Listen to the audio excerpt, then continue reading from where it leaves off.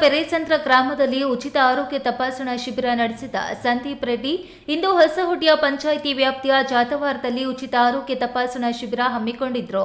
ಆರೋಗ್ಯ ಮತ್ತು ಶಿಕ್ಷಣ ಕ್ಷೇತ್ರಗಳ ಅಭಿವೃದ್ಧಿಯಾದರೆ ಜನ ಹೇಗೂ ಜೀವನ ನಡೆಸಿಕೊಳ್ಳುತ್ತಾರೆ ಎಂಬ ನಂಬಿಕೆ ಆಧಾರದಲ್ಲಿ ಸಮಾಜ ಸೇವೆ ಪ್ರಾರಂಭಿಸಿರುವ ಸಂದೀಪ್ ರೆಡ್ಡಿ ಇಂದು ಜಾತವಾರದಲ್ಲಿ ನಡೆದ ಆರೋಗ್ಯ ಶಿಬಿರಕ್ಕೆ ಹಾಜರಾಗಿ ಅಲ್ಲಿಗೆ ಆಗಮಿಸಿದ್ದ ಹೊಸಹುಡ್ಯ ಜಾತವಾರ ಹಾಗೂ ಗಿಡ್ನಹಳ್ಳಿ ಸುತ್ತಮುತ್ತಲ ಗ್ರಾಮಗಳ ಜನರ ಆರೋಗ್ಯ ವಿಚಾರಿಸಿ ಅವಶ್ಯಕತೆ ಇರುವ ವೃದ್ಧರಿಗೆ ಊರುಗೋಲು, ಕಣ್ಣು ಮಂಚಾಗಿರುವ ಹಿರಿಯರಿಗೆ ಉಚಿತವಾಗಿ ಕನ್ನಡಕ ವಿತರಿಸಿ ನೆಮ್ಮದಿಯಾಗಿರಿ ಎಂದು ಹಾರೈಸಿದರು.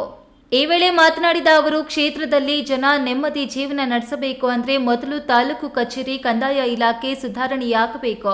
ತಮಗಿರುವ ತುಂಡು ಭೂಮಿ ರಕ್ಷಿಸಿಕೊಳ್ಳಲು ಖಾತೆ, ಸಾಗುವಳಿ ಚೀಟಿ, ಪಹಣಿ ಪಟ್ಟಾಗಳ ದಾಖಲೆಗಾಗಿ ಜನ ವರ್ಷಾನುಗಟ್ಟಲೆ ಅಲೆಯೋದು ತಪ್ಪಬೇಕು. ಸಾಮಾನ್ಯ ಜನ ಅಧಿಕಾರಿಗಳನ್ನ ಸುಲಭವಾಗಿ ಮಾತನಾಡಿಸಿ ಸಮಸ್ಯೆ ಪರಿಹಾರ ಮಾಡಿಕೊಳ್ಳುವಂತಿರಬೇಕು ಎಂದರು.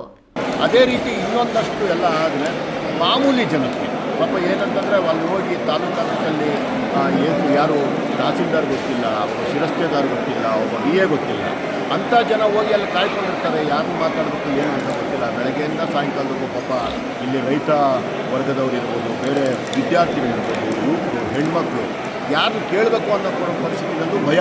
ಏನೋ ಅಧಿಕಾರಿಗಳು ಮಾತಾಡಬೇಕಾದ್ರೆ ಯಾರನ್ನೋ ದೊಡ್ಡ ಇವ್ರನ್ನ ಮಾತಾಡ್ತಾ ಇದ್ದೀವೇನೋ ಅನ್ನುವಂತಹ ಒಂದು ಪರಿಸ್ಥಿತಿಗೆ ಇವತ್ತೂ ಸಹ ಇದೆ. ಆ ರೀತಿ ವಾತಾವರಣ ಇವತ್ತೂ ಸಹ ಇದೆ. ಆ ರೀತಿ ವಾತಾವರಣ ಹೋಗಬೇಕು.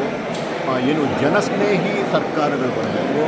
ಎಲ್ಲರಿಗೂ ಈಸಿಯಾಗಿ ಕೆಲಸಗಳಾಗುವಂಥದ್ದಾದರೆ ನಿಜಕ್ಕೂ ನನ್ನ ದೇಶ ಇನ್ನೂ ಮುಂದುವರಿತದೆ. ದೇಶದ ಜನ ಆಶೀರ್ವಾದ ಮಾಡ್ತಾರೆ ಎಲ್ಲರಿಗೂ ಅಂತ.